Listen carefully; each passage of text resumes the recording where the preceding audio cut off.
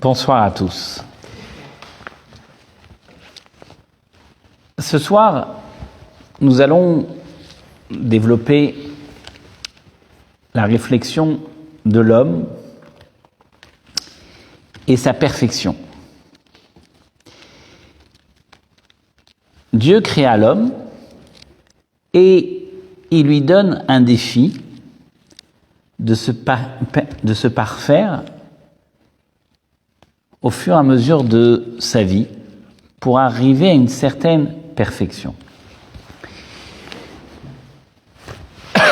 Alors, la grande réflexion est pourquoi Dieu va créer un homme où il va davantage devoir s'investir pour suivre une direction où parfois cela sera pour lui une contrainte, mais il aura en lui ce devoir de se contraindre pour arriver à une certaine direction telle que la Torah, le judaïsme, lui aura donné comme voie tracée. A priori, on aurait pu être des êtres parfaits, et Dieu il aurait pu nous créer tous des êtres parfaits, on aurait eu une vie droite, honnête, sans avoir forcément des pulsions négatives, ou on aurait eu que du positif, on aurait été un homme qui fait son travail au début de sa naissance, et puis jusqu'au dernier jour de sa vie, et puis tout irait très très bien. Or, nous voyons que dans la réalité, l'homme va naître avec des traits de caractère parfois très positifs et des traits de caractère très négatifs. Et le long de sa vie va être un véritable combat pour pouvoir parfois changer sa personne ou améliorer sa personne pour se parfaire. Pourquoi un tel défi a été donné à l'homme? Alors, c'est une question qui a fait couler énormément d'encre, mais ce qui est certain, c'est que c'est une volonté divine. Et je dirais que la volonté divine est bien plus profonde que cela, parce que je dirais même que Dieu a donné la clé de l'humanité, la clé de l'univers dans les mains de l'homme. C'est-à-dire que réellement, dans la conception de l'univers, Dieu a créé un univers pour que l'homme réalise cet univers. Je m'explique. On sait très bien que au moment de la création du monde, Dieu crée le monde. Bereshit bara Elokim et Hashemayim et Haaretz. Au commencement, Dieu créa le ciel et la terre. Il va créer le monde en 6 jours. Et à la fin de la création, une fois qu'il a créé l'ensemble de l'univers, il va créer l'homme. L'homme est la dernière créature, une des dernières créatures de la création. C'est-à-dire que l'homme, il vient dans un monde parfait. Tout est déjà fait, les minéraux, les végétaux, les animaux, tout est mis en place, et une fois que tout est mis en place, Dieu a créé l'homme.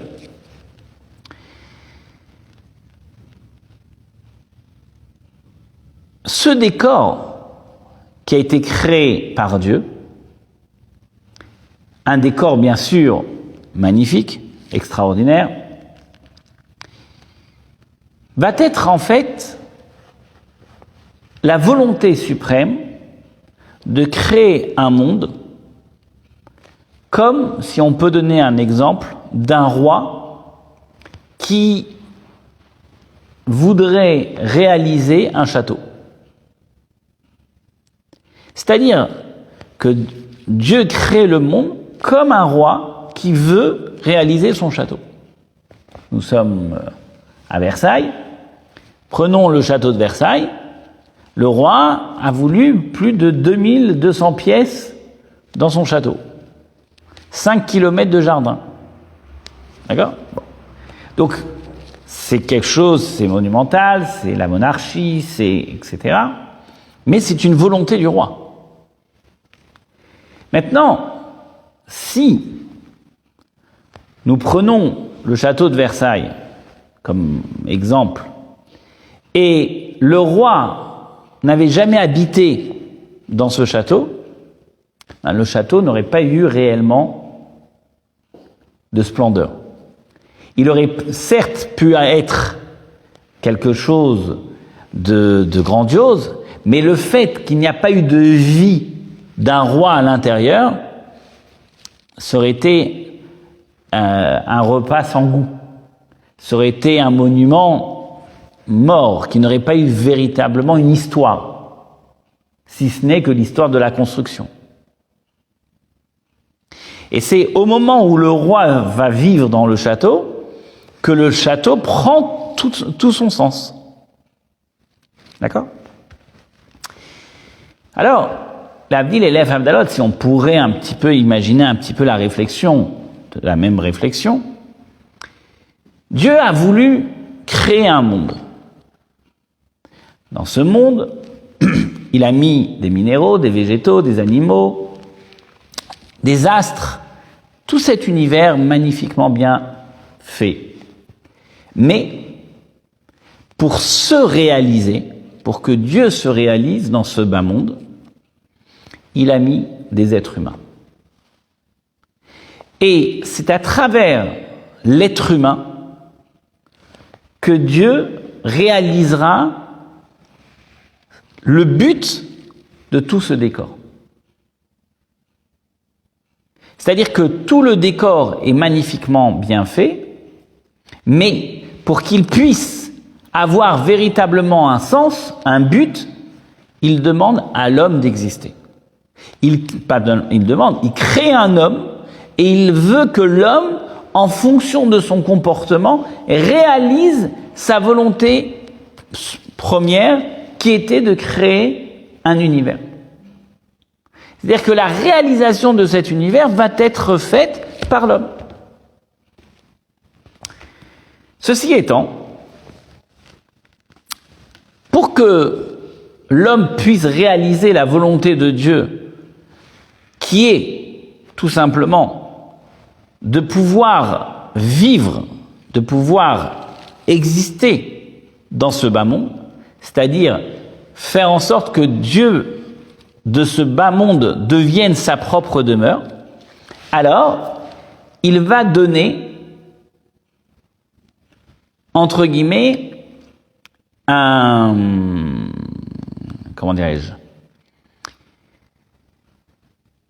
challenge. C'est-à-dire que la route ne sera pas droite, la route ne sera pas si simple que ça. Il va avoir véritablement un choix qui permettra de réaliser ou de ne pas réaliser la demeure de Dieu dans ce bas monde. C'est ce qu'on appelle le libre arbitre. Et nous allons revenir sur la réflexion du libre arbitre.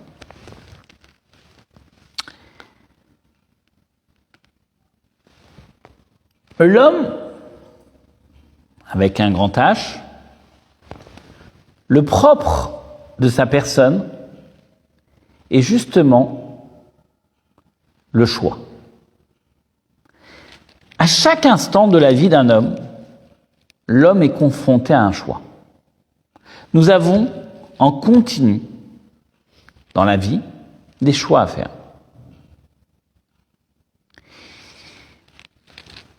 Ce choix n'est pas toujours évident que ce que je vais choisir comme direction est la bonne direction. Mais ce qui est certain, c'est que je n'ai pas 150 solutions. j'ai généralement deux choix. Et c'est la difficulté, si on peut dire, de l'homme dans son quotidien, c'est de faire le bon choix.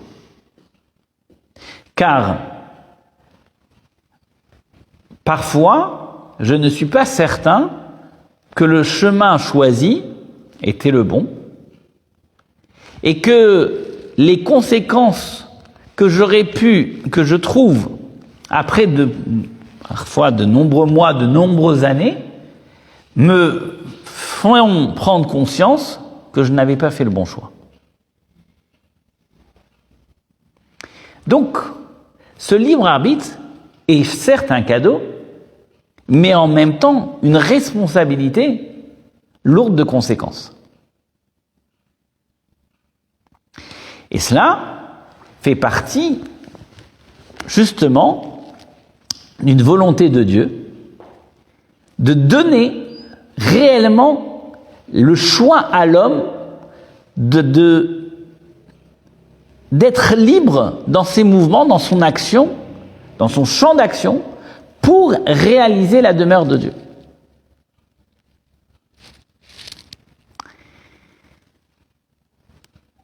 Ce libre arbitre, nous allons développer l'idée, il a besoin, comme on l'a déjà dit plusieurs fois, il a besoin d'une structure. Pourquoi ? Parce que, quel est le choix ? C'est quoi la définition du choix ? Alors, la Torah nous l'a exprimé en une phrase. Le libre arbitre dans la Torah, il a été exprimé, il a été résumé en une seule phrase. Un verset de la Torah. Re natati lifnechem hayom et hachaim bet hamavet et hatov et hara ubacharta b'chaim.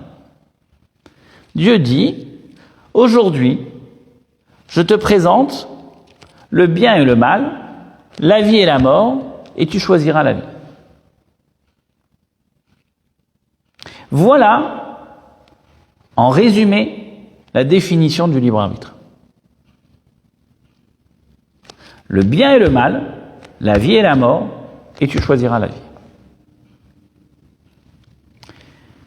Cela veut dire que lorsque Dieu donne à l'homme le choix, il lui donne réellement la capacité de se tromper.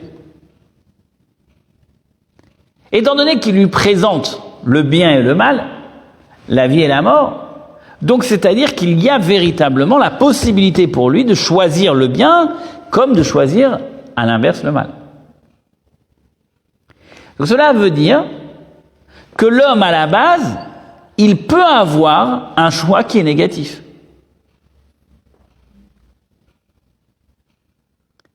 Donc, comment chez un homme qui est une créature de Dieu, il peut avoir en lui un choix qui est positif, ce qui est le normal, mais comment il pourrait avoir aussi un choix négatif ?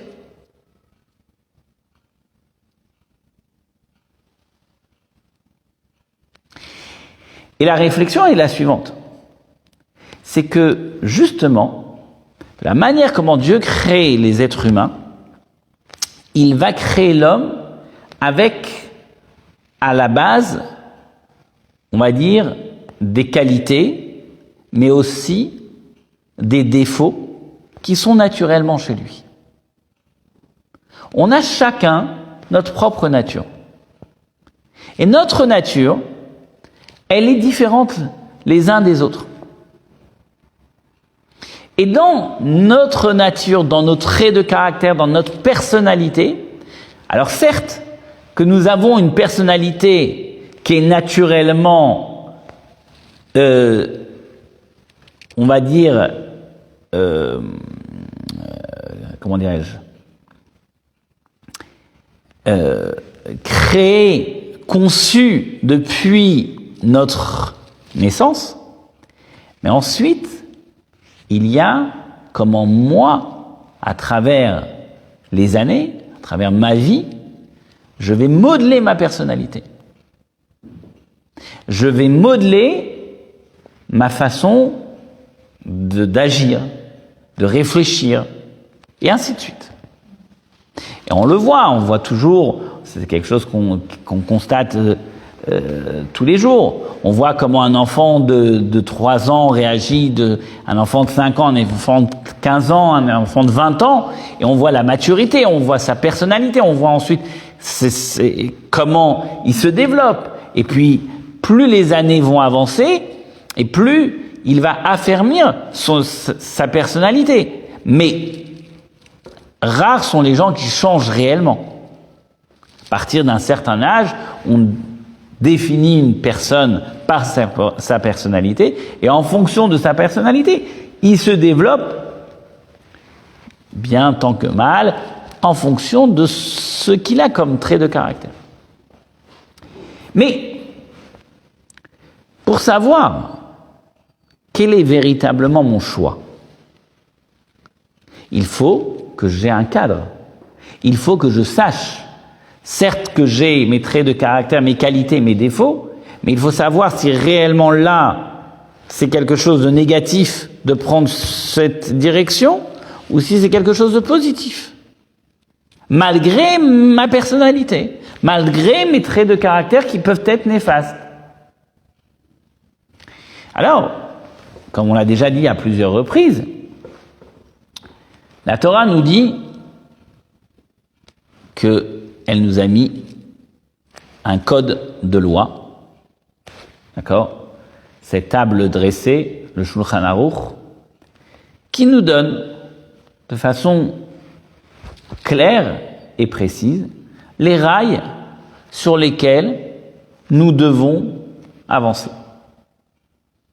C'est-à-dire qu'en fait, ce qui est très difficile dans le choix de l'homme, c'est quoi la plus grande difficulté dans un choix ?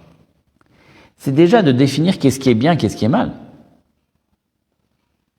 C'est déjà de définir qu'est-ce qui est la vie, qu'est-ce qui est la mort. Parce que si je n'ai pas défini déjà la base, alors où commence le choix ?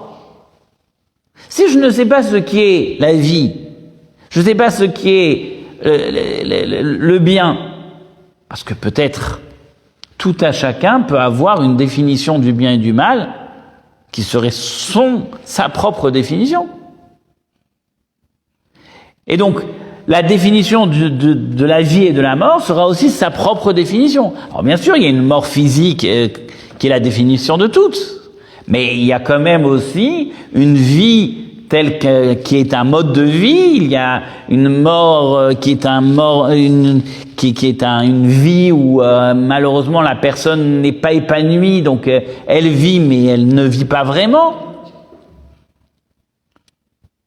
Donc tout est relatif à tout un chacun. Quand la Torah nous dit « Je mets devant toi la vie et la mort, le bien et le mal, et tu choisiras la vie », on dirait que c'est d'une simplicité évidente. Mais pour arriver à comprendre, à définir le bien et le mal, la vie et la mort, c'est quelque chose qui demande beaucoup de travail. Alors on avait déjà évoqué ce sujet les années précédentes. Est-ce qu'il y a un bien absolu et un mal absolu ? Est-ce qu'il y a un bien universel et un mal universel ?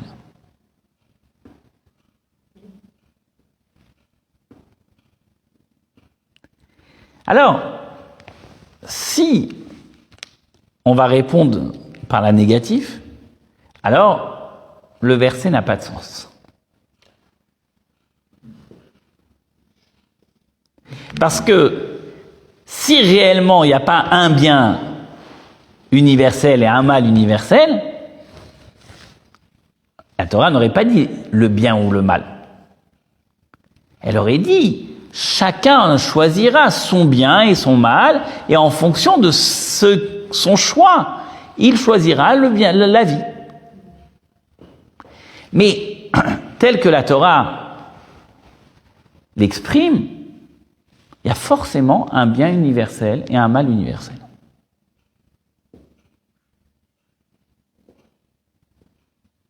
Et donc, si nous avons un cadre qui est posé universellement, alors le choix est déjà beaucoup plus simple à réaliser.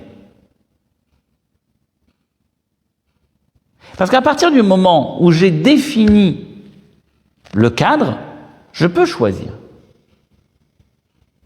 La vraie question est, si je n'ai pas défini le cadre, alors je vais remettre en cause la définition déjà du cadre. Puis ensuite, je vais commencer à faire un choix.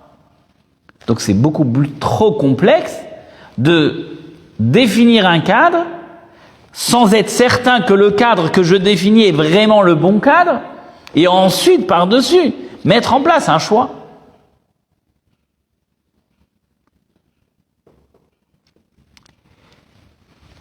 Donc, la Torah a donné une définition universelle du bien et du mal, de la vie et de la mort.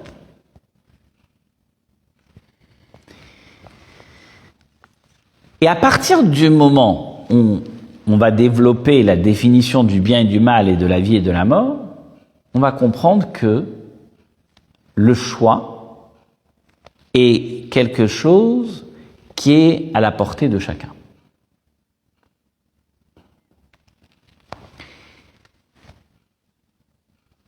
La définition de la vie. Alors, la vie, le bien, la Torah va te dire, pour le juif, comment il va devoir pratiquer son judaïsme. Donc, pratiquer son judaïsme veut dire son quotidien, parce que je rappelle toujours que être juif n'est pas être religieux ou non religieux, c'est pratiquer son judaïsme ou ne pas le pratiquer, mais c'est identitaire. Alors, c'est pas une religion qui vient en plus de l'identité, c'est l'identité. Le judaïsme est l'identité. D'accord. Donc, Dieu va donner une définition pour un juif de quelle manière il va devoir choisir le bien et le mal par rapport au commandement qu'il lui donne.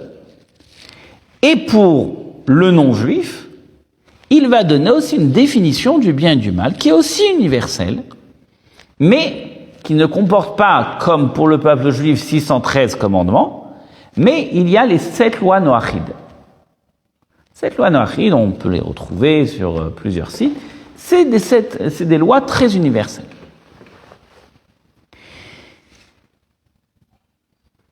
Dans la définition du bien et du mal,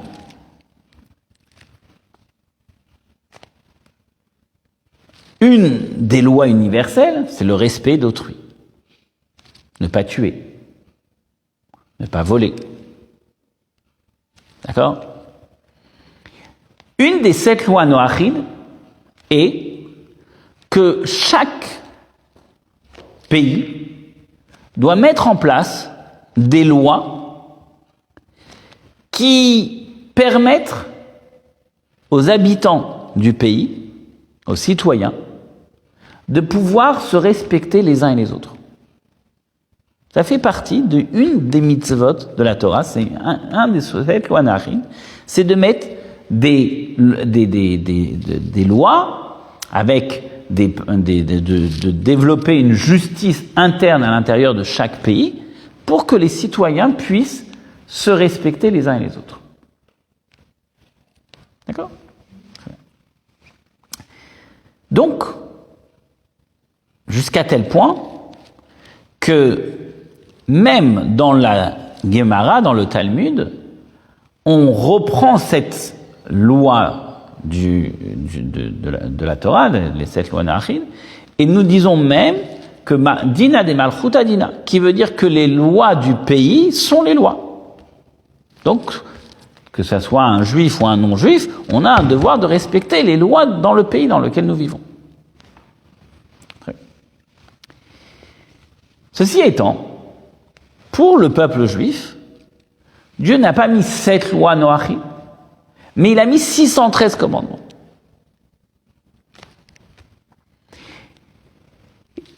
Un peu plus quand même, hein. 613, il y en a un peu plus. Maintenant, dans le choix du bien et du mal,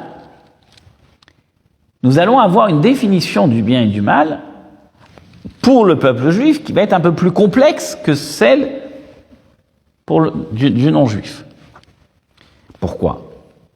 Prenons un exemple très concret. Manger de la viande non cachère. Manger, par exemple, des crustacés. Est-ce qu'il y a du mal pour un non-juif de manger des crustacés?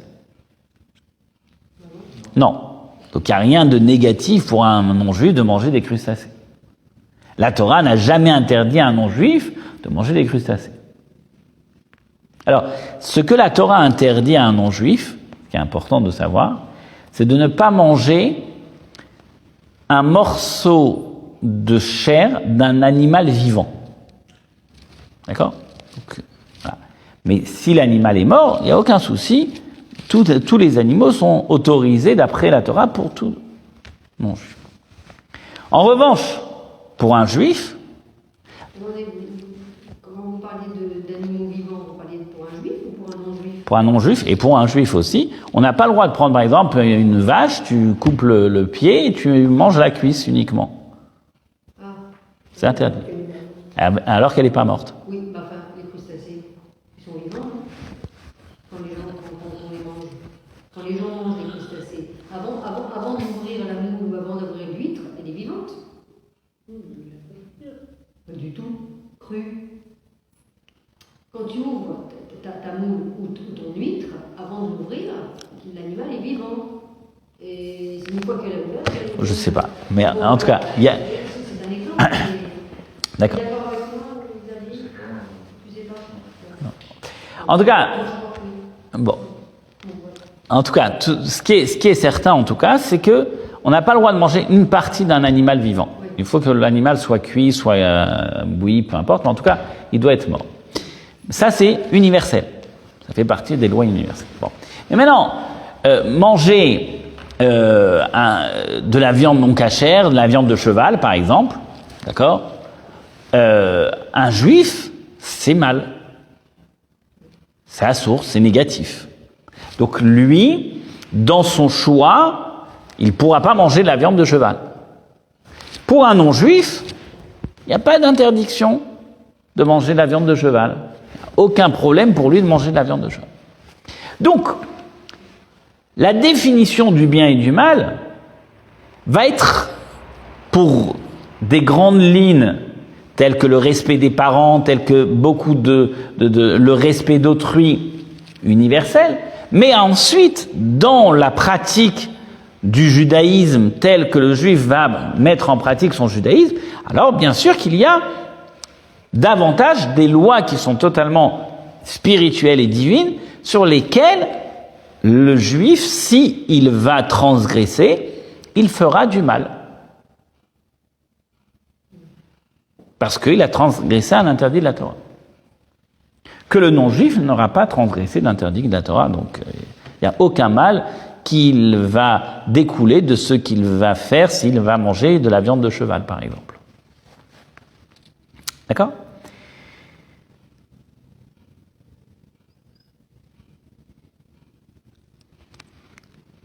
Donc, si on regarde bien la définition de la Torah du bien, elle est véritablement universelle. Il y a véritablement un bien universel. Il y a une définition du bien qui est totalement universelle, qui existe chez tous les êtres humains. Et dans la définition du bien, pour le peuple juif, il y a une définition du bien qui est universelle au sein du peuple juif. Et à l'inverse, aussi, il y a une définition du mal qui est universelle pour tout le monde, et il y a aussi une définition du mal qui est négatif, qui est mal pour le peuple juif à travers les préceptes que la Torah nous a donnés.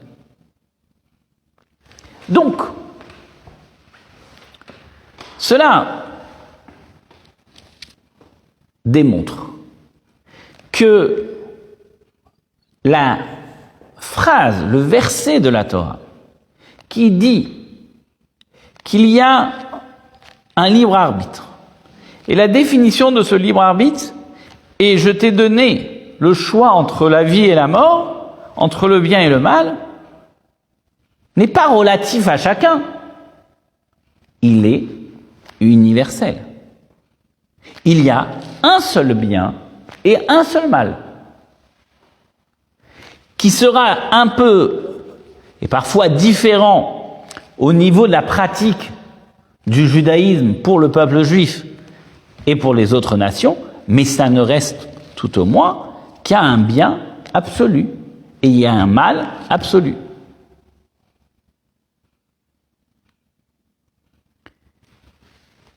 À partir du moment où il y a un cadre, et le cadre a été posé, et je sais définir ce qui est bien, ce qui est mal, j'ai déjà résolu 90% de mon problème. Le choix est bien plus simple à faire une fois que j'ai défini le cadre. Là où il y a difficulté, c'est quand je n'ai pas encore défini le cadre. C'est quand je remets en cause le cadre. Ça veut dire que je n'ai pas de définition du bien et du mal, donc comment veux-tu choisir ?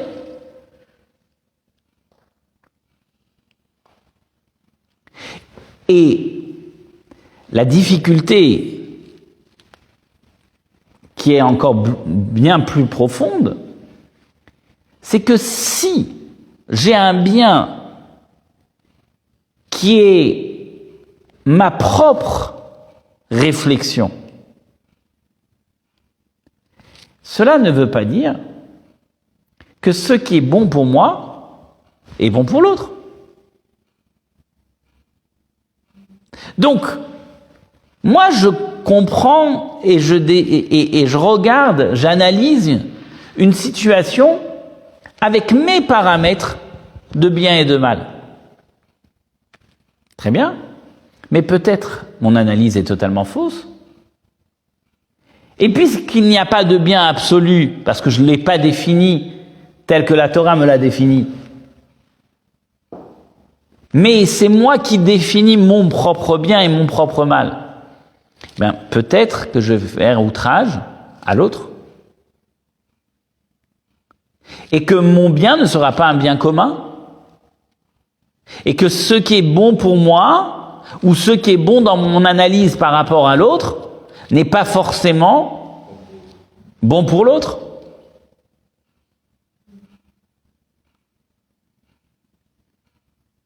Et même si j'ai parfois une réflexion mathématique avec une logique où je suis en train de démontrer par A plus B que c'est évident ce que je dis, mais si c'est évident ce que tu dis, c'est un raisonnement qui est propre à toi-même. Donc l'autre peut toujours contrer ce raisonnement. En revanche, si dans ma réflexion, j'ai une réflexion qui a une base, qui a une référence, qui a un référent, alors je ne suis plus dans la même logique. Parce que quand je suis en train de te dire que c'est mauvais ce que tu vas faire, je te dis pas, même si je te fais un raisonnement mathématique, mais je te le dis pas parce que uniquement c'est mon raisonnement qui m'a amené à cette conclusion. Mais je te le dis parce que j'ai sur quoi m'appuyer. J'ai une référence. J'ai une référence biblique qui me démontre par A plus B que ce que tu es en train de prendre comme direction est mauvaise. Et là, ça change toute la donne. Parce que c'est pas moi qui est en train de dire que c'est négatif. C'est la Torah qui le dit. Donc là, je viens à la source de la définition du bien et du mal.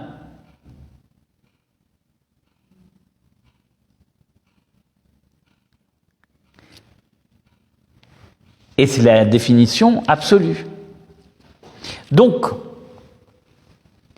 toute la difficulté du choix entre le bien et le mal, c'est le véritable sujet et où est-ce que commence le bien et où commence le mal. Le véritable sujet est comment définir le bien et le mal. On est d'accord?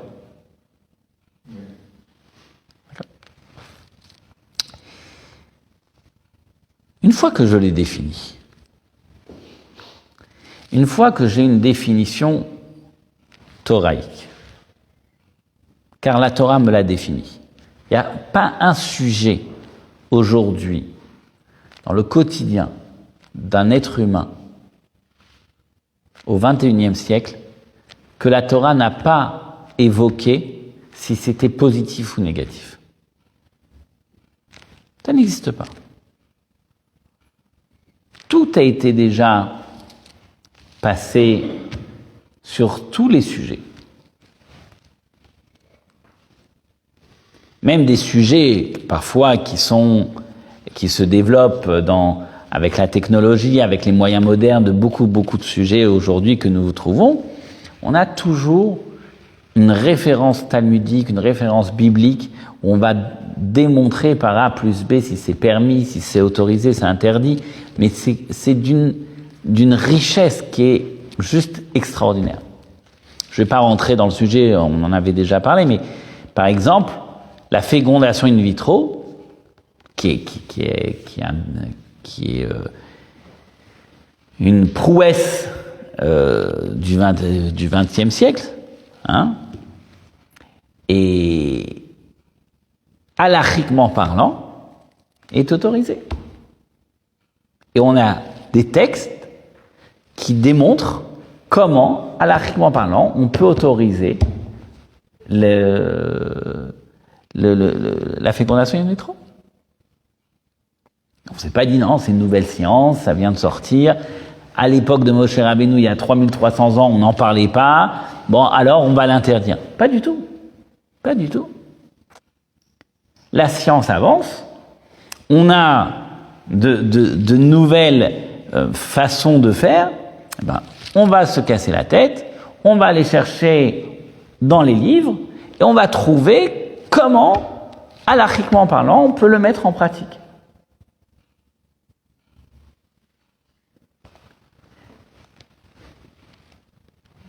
Et ça, c'est la richesse du judaïsme.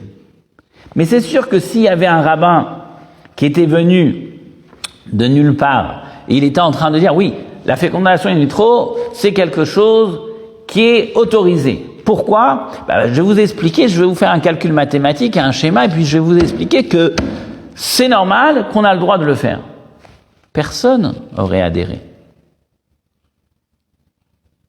C'est comme si, demain, vous avez quelqu'un qui arrive et qui vous dit « Shabbat, tu as le droit d'allumer la lumière. » Pourquoi ? Parce que je vais te démontrer qu'il n'y a pas d'électricité quand tu allumes la lumière. On sait très bien que ça ne fonctionne pas. Donc, pour qu'on accepte que tous les rabbins, que toute la halakha, que toute la Torah, que le monde orthodoxe va accepter, pas le monde orthodoxe, le judaïsme tout simplement, pas que orthodoxe, le judaïsme accepte qu'aujourd'hui, halachiquement parlant, j'ai le droit de faire un bébé éprouvette, c'est à partir de textes bibliques. Parce que je dois définir le bien et le mal avec une référence. Et ce n'est pas juste ma logique qui va définir le bien ou le mal.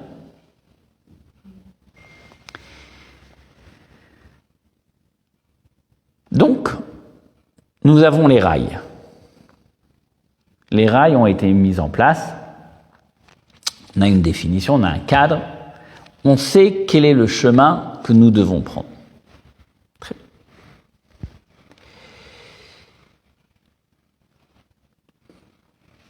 Tout cela fait partie de ce monde fascinant dans lequel Dieu a créé l'homme. C'est-à-dire que dans ce monde fascinant, aussi magnifique qu'il puisse être, par toute la beauté de la nature, il a aussi mis en place une direction à l'homme.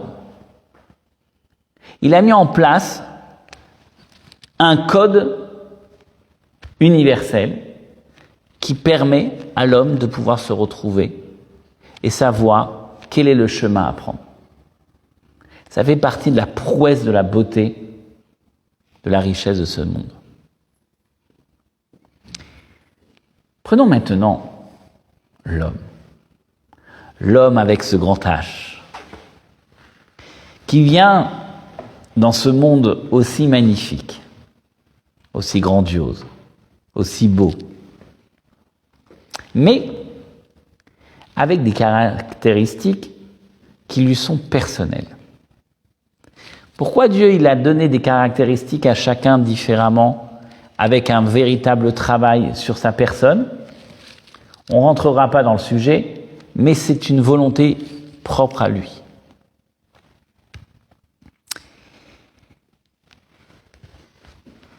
Ça fait partie de la volonté, du secret de la volonté de Dieu. Dieu a voulu que chaque être humain sur Terre a un choix et il va lui mettre, à partir de sa naissance, de sa venue sur Terre, des conditions qui sont favorables pour être en adéquation avec sa volonté et faire du bien. Et il va lui mettre aussi des conditions qui sont défavorables et justement pour qu'il puisse se travailler, pour qu'il puisse s'élever, pour qu'il puisse avancer, et à travers ces points positifs et négatifs, il se construira. Ça fait partie de la volonté de Dieu, du secret divin. Pourquoi il a mis chez telle personne des traits de caractère très négatifs, et chez d'autres, sur le même trait de caractère, il est juste à l'opposé? Pourquoi lui, il a telle qualité et il a tel défaut, et pourquoi il a un tel vécu où il va naître dans une telle famille, et ainsi de suite. Ça, c'est quelque chose qui est véritablement un sujet qui n'est pas discutable. Cela fait partie du secret divin. C'est lui qui décide qui naît où, avec quelles caractéristiques. Certes. Ceci étant, nous sommes, quelque part, chacun, une petite locomotive. Nous sommes chacun, petite locomotive, dans ce bas monde. Chaque être humain qui va améliorer, conjuguer, plus exactement améliorer non, mais conjuguer la nature.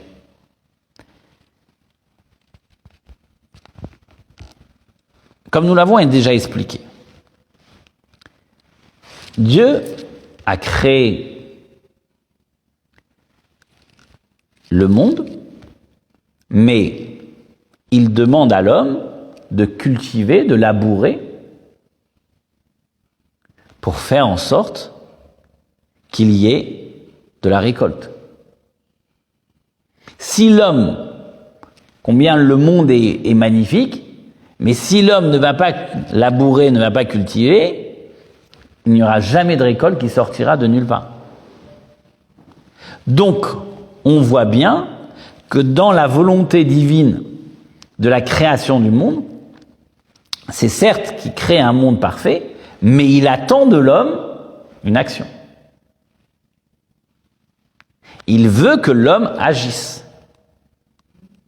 Et si l'homme n'agit pas, malheureusement, il peut mettre en péril l'ensemble de l'univers.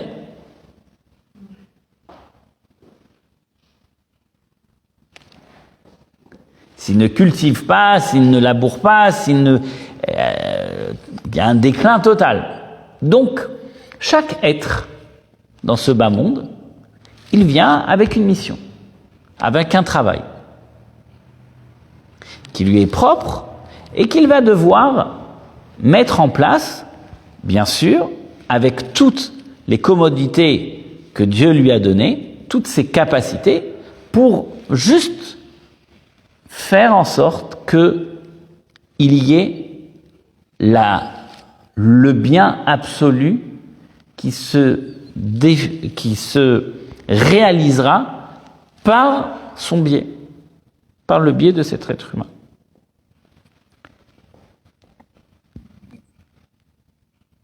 Et d'ailleurs, après 120 ans, nous disons Tov Shem Mishemen Tov, qui veut dire est bien meilleure la bonne renommée d'un homme que la meilleure des huiles. Que la meilleure des huiles. Oui. C'est-à-dire, pourquoi on donne l'exemple de l'huile? Parce qu'on dit que l'huile, en fait, c'est quelque chose qui est toujours à la surface, qui remonte toujours à la surface. Donc c'est ce qu'on voit. D'accord? Donc la bonne huile, c'est quelque chose qu'on voit. Mais la renommée est en effet au-delà même de l'huile. Même que l'huile est toujours au-dessus de la surface, la renommée dépasse la bonne huile. Cela veut dire que la renommée d'un homme, avec ses bons côtés, puisque la renommée en général c'est surtout sur le positif, sinon il n'y a pas une très bonne renommée, mais c'est ce qu'on retient d'un homme lorsqu'il quitte ce monde. C'est la bonne renommée, c'est le bon renom qu'il a laissé dans ce bas monde. Et d'ailleurs, c'est justement la phrase que nous disons à chaque fois qu'on appelle quelqu'un ou on rappelle la mémoire d'une personne, on dit Tov Shem Mishemen Tov. On parle de la bonne renommée que cette personne a laissée sur terre. Pourquoi? Parce que la renommée est quelque chose, le renom est quelque chose que tu ne peux pas acheter. Tu ne peux pas. C'est le fruit de ton travail. C'est personnel à toi. Personne peut acquérir une renommée s'il ne l'a pas cultivée, s'il ne l'a pas travaillée durant de longues années. Un renom, c'est une identité.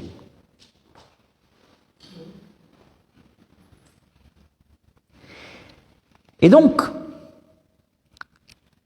comment gagner, comment construire cette renommée? Alors, comme nous l'avons dit, nous sommes une locomotive. Nous sommes notre propre locomotive. Et nous avons les rails. Comme nous l'avons dit, nous avons la structure. La structure est là, est présente. Le bien et le mal, la vie et la mort, tel que la Torah l'a défini, on le connaît. Maintenant, l'acteur, qui est l'être humain, rentre dans ce bas monde et, si on peut donner l'exemple des rails, il a plusieurs directions qui se présentent à lui. Mais il y a une raille qui sait comment partir du point A au point Z. Il n'y en a qu'une seule, il y a une voie.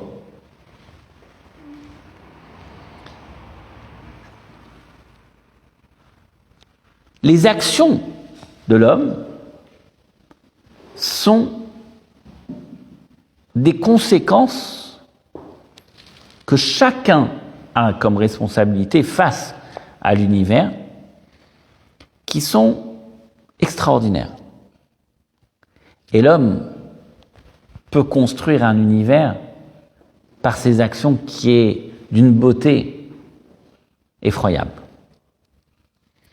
Mais, vous l'aurez compris, si nous avons une telle force dans le positif, malheureusement, à l'inverse, c'est vrai aussi. Mais restons positifs.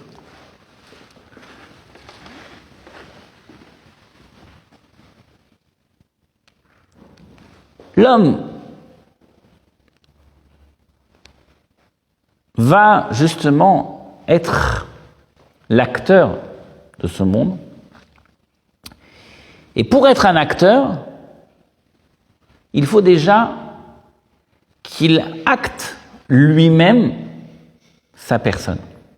C'est-à-dire, en d'autres termes, chacune des actions menées par l'homme ont des conséquences pour lui, mais aussi pour les autres. Chacun ne peut pas dire que « oui, mais j'agis que pour moi ». Ça, c'est quelque chose qui n'est pas vrai. Car tout l'ensemble de l'humanité est dans un seul et même bateau.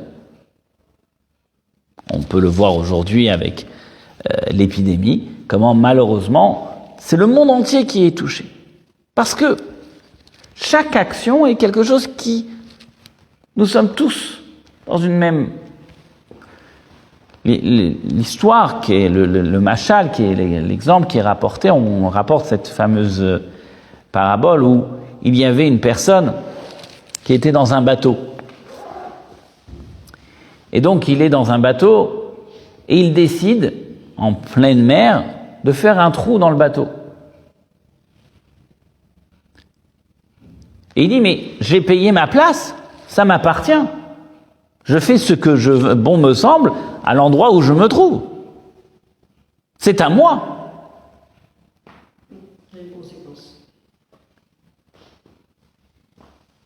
Et pourquoi on donne cette parabole? Pour expliquer justement comment chacun est responsable. Il y a une co-responsabilité. Je ne peux pas dire dans un bateau, moi je fais un trou, mais ne vous inquiétez pas, c'est que ma place.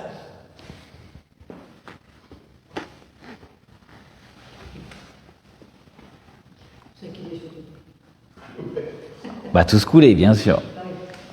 Donc, là, Sa responsabilité. oui, mais la responsabilité, elle est collective. Elle est individuelle et collective. Bien sûr. Oui, les conséquences sont collectives. Tout à fait. Et donc, en fait, ce qu'un homme doit réfléchir, c'est qu'il n'est pas un petit être humain isolé dans l'univers. C'est que c'est une partie réelle, c'est un acteur principal de l'univers.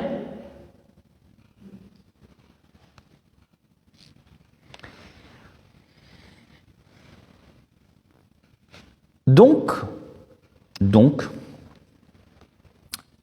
lorsqu'il va agir, il va devoir faire véritablement le bon choix. D'où la responsabilité du libre arbitre. C'est que la responsabilité du libre arbitre, non seulement elle m'entraîne à moi personnellement, mais elle entraîne l'ensemble de l'humanité par le choix que chaque individu va faire.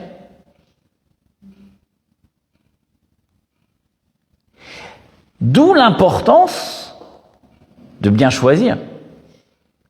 D'où l'importance de bien définir quel est le bien et le mal.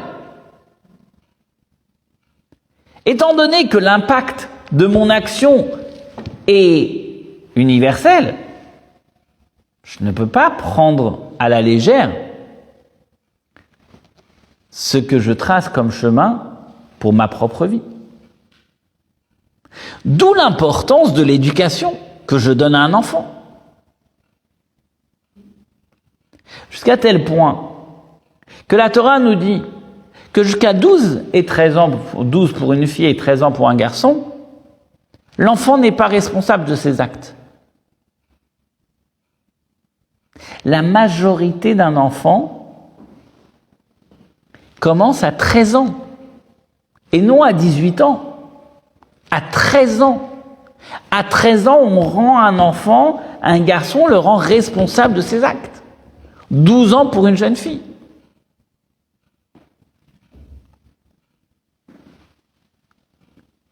Et jusqu'à tel point que lorsque le papa monte à la Torah pour la bar mitzvah, il y a une prière à dire, Baruch sheptarani mavonot shelazé, qui veut dire que je décline toute responsabilité de cet enfant.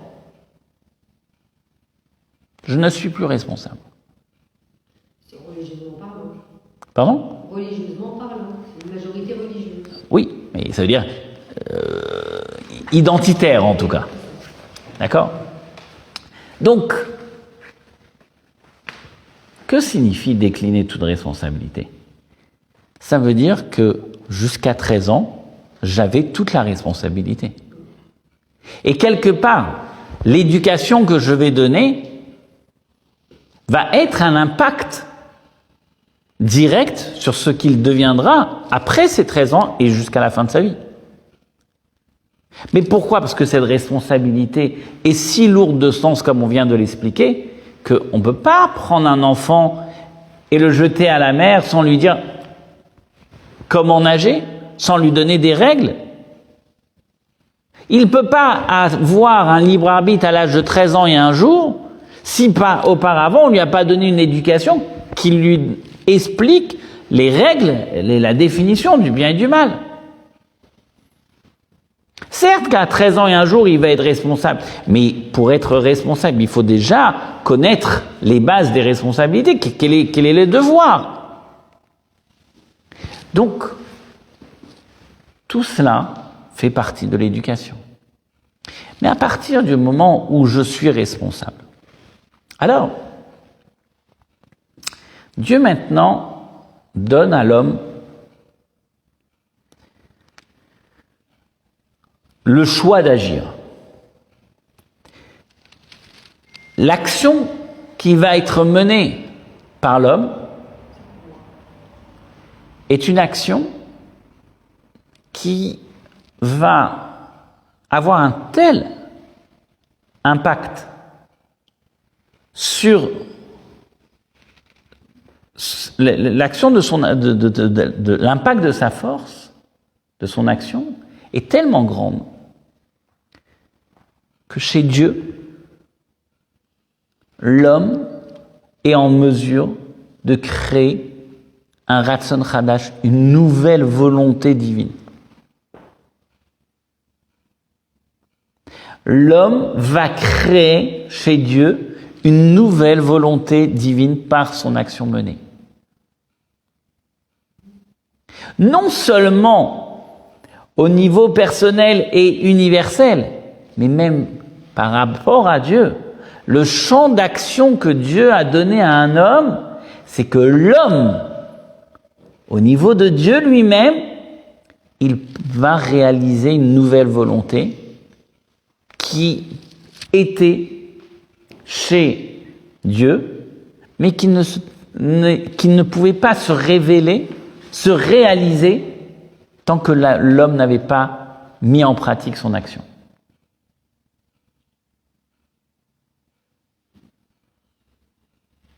C'est la raison pour laquelle, dans les prières, le matin, nous récitons une phrase et qui est très révélateur de la force de nos actions. Nous disons Leshem Yichud Kudsha Brichu Shrinte, qui est pour le nom de l'unification de Kudsha Brichu et Shrinte. C'est quoi Kudsha Brichu et Shrinte? C'est deux noms de Dieu que nous allons réunir en un seul nom.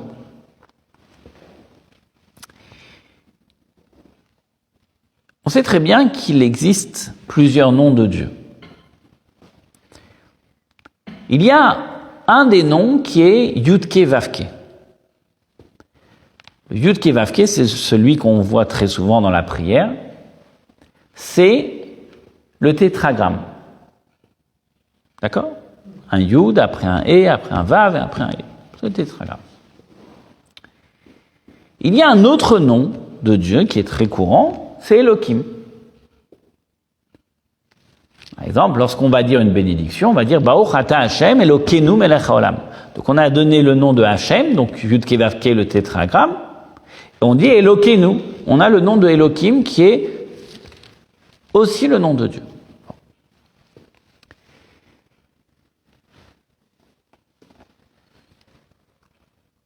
Le nom de Yud Ke Vav Ke, le tétragramme, c'est la bonté absolue de Dieu. D'accord? Le nom de Elohim, c'est la sévérité absolue de Dieu.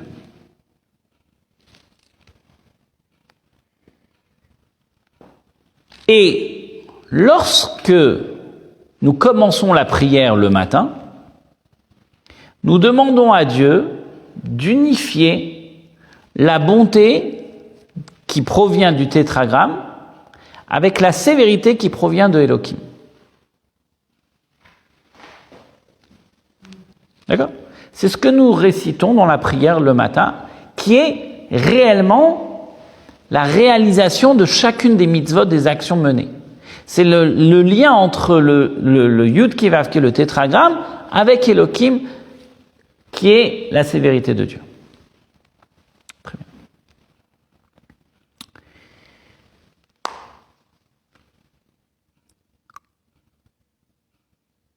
La bonté de Dieu et la sévérité de Dieu n'est pas forcément la sévérité telle qu'on peut l'imaginer comme quelque chose de négatif.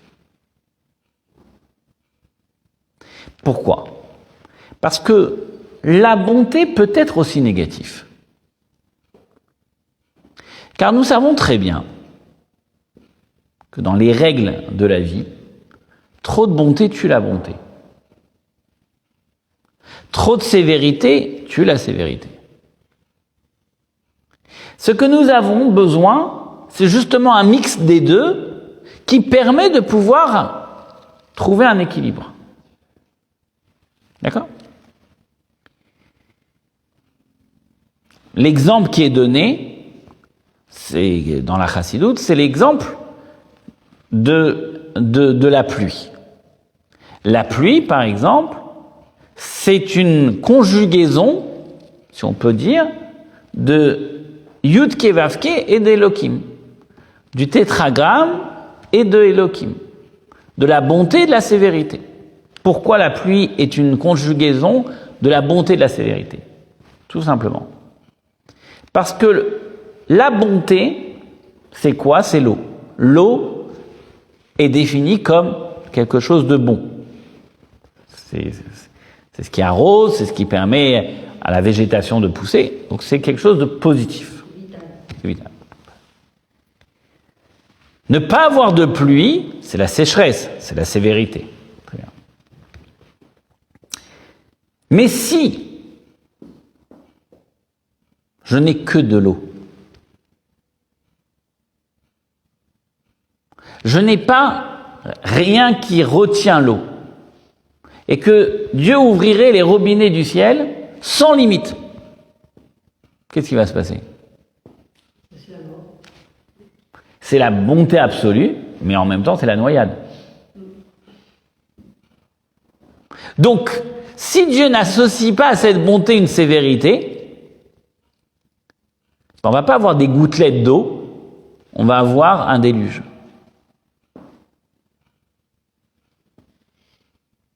Donc, la pluie est une association de la bonté et de la sévérité, qui fait en sorte qu'on a des petites gouttelettes de pluie qui vont juste arroser la végétation et qui va permettre que l'univers va s'embellir de façon où l'être humain pourra récolter ce qu'il aura semé, labourer et récolter après avoir eu la rosée d'en haut et d'en bas. Donc nous voyons justement que dans la pluie donnée, il y a la conjugaison de la bonté et de la sévérité, donc de Havaïe, de Yudke Vavke, du tétragramme et de Elohim, de la rigueur de Dieu. La bonté, c'est l'eau, et la sévérité, c'est ce qui fait qu'il n'y a pas une ouverture d'eau absolue, il y a une contraction dans l'eau qui donne que des petites pluies. Mais regardez encore plus loin comment l'action de l'homme va apporter, entre guillemets, une volonté nouvelle chez Dieu. Le verset nous dit que lorsqu'un homme va semer et labourer, le verset nous dit « Venatati gishmechem beitam » et je donnerai la pluie en son temps. Et Rashi nous explique que signifie donner la pluie en son temps. C'est que Dieu envoie la pluie après avoir labouré, semé et labouré. Car si Dieu m'envoie la pluie la veille où j'ai semé et labouré, je ne vais rien récolter. Donc regardez à quel point il y a une conjugaison entre l'action de Dieu et l'action de l'homme. Comment l'homme est en mesure justement de pouvoir agir et de faire en sorte que la volonté de Dieu soit au même rendez-vous que l'action de l'homme. Il va labourer, il va semer, et Dieu va envoyer la pluie. Cela est justement l'unité de Dieu tel qu'il est dans sa bonté et dans sa sévérité. Et c'est le yichud, c'est cette unité que nous avons entre Havaïe et Elohim, entre le tétragramme et la sévérité de Dieu, qui fait que justement le monde est à l'équilibre. Donc qu'est-ce qu'il en ressort de tout cela ? Il ressort quelque chose d'extraordinaire. C'est que nous avons une conjugaison de l'ensemble d'un univers où la volonté de Dieu dépend de l'action de l'homme. C'est-à-dire que quand l'homme va réaliser sa volonté, alors il va se manifester.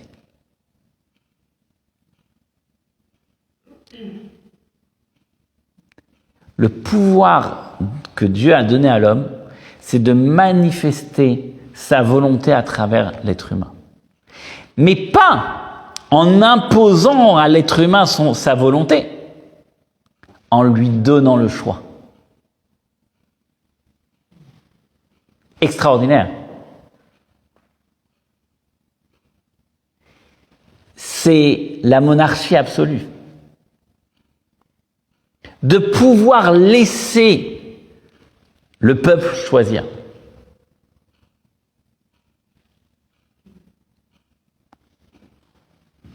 C'est la grandeur de Dieu. Et en fait, quand le juif va réaliser, quand l'être humain va réaliser cette action, quand l'homme va faire en sorte qu'il y ait justement ce ichud, cette unité entre le nom du tétragramme et le nom de Elohim, car en fait, on ne va pas rentrer dans le sujet parce que c'est long à développer, mais dans chaque action que nous menons, dans le judaïsme, dans Torah et Mitzvot, on est toujours en train de faire une unité entre le nom du tétragramme et le nom de Elohim. On est toujours en train de lier les deux noms pour pouvoir réaliser la volonté de Dieu. Dans toutes les mitzvot. Quand je mets les tefilines, quand je mange kasher, quand je fais Shabbat, quand je respecte mes parents, dans toutes les mitzvot, je suis toujours en train de faire cette conjugaison des deux pour faire en sorte que la volonté de Dieu puisse se réaliser. Lorsque je réalise cette volonté divine, alors j'ai réalisé le but de cet univers. C'est-à-dire qu'en fait, quand l'homme agit, il réalise la présence du monarque dans le palais.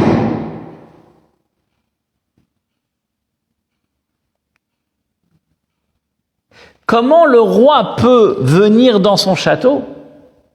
Comment Dieu peut s'installer dans ce bas monde? C'est justement quand on est en train de réaliser Torah et Mitzvot, quand on est en train de réaliser la volonté de Dieu. On fait en sorte que le monde devienne un monde qui est le palais de Dieu.